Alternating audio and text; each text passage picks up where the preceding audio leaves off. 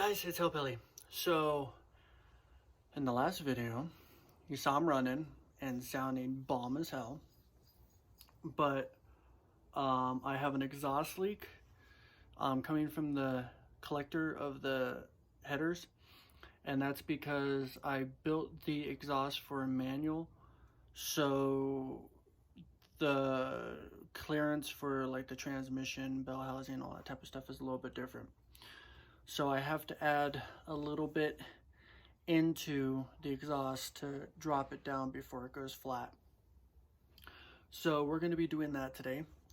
The one thing that I've already done one side because I wanted to test and make sure. So I'm going to show you what I did. So that one is one that I haven't touched, and it's about 1.5 inches, inch and an eighth shorter than this one. As you can see, I made my reference line, so that way when I weld it back up, it's nice and straight. So these welds right here were actually done with a flux core welder, and this welds right here, I'm borrowing my buddy's welder, and we went and got a new tank of 75% argon, 25% CO2. So much better welds. So what I'm doing though, these are leftover pieces from when I built the exhaust. And so what I'm doing is I'm cutting off this flange right here, because this is 2.5. This fits over 2.5 pipe. So what I'm doing, I'm taking the bandsaw and I'm cutting it off right at that point right there. So that way it just slips over and it fits better, and it kind of just makes the job a whole lot easier. Let's see if we can get inside. So yeah, so as you can see,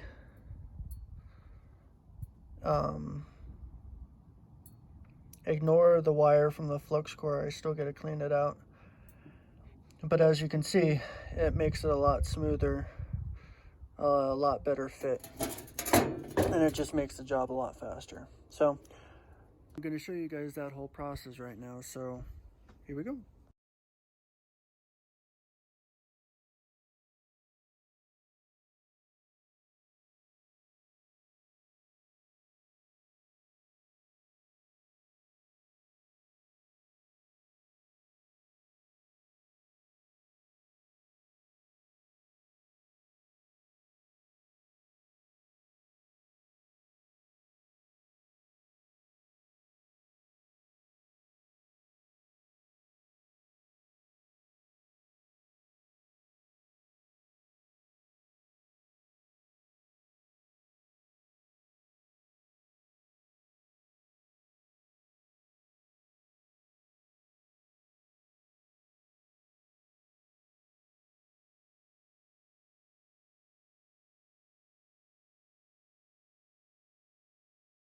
What's up, guys? So it is a couple days later since I did the exhaust, and I am going to remove that brake line that I hit with the welder, so that way I can make the replacement of the replacement.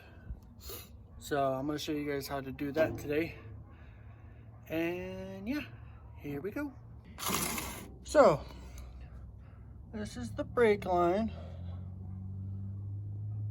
and as you can see,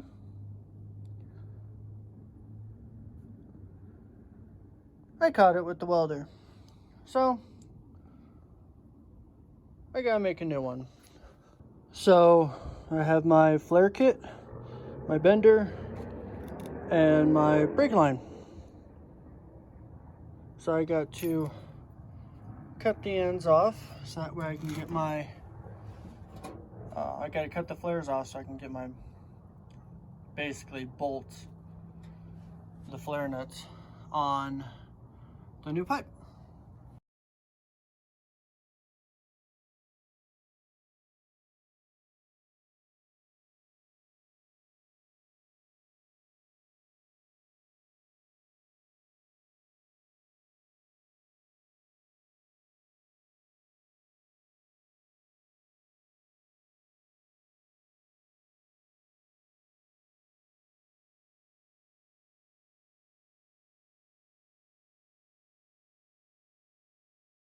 Okay, so I just finished bending it and flaring it. And when you're done, your flares should look like that. So that way they get a nice seal, and the nut basically, or bolt, will force them in. So now the fun part is going to be getting it back underneath there. Here we go.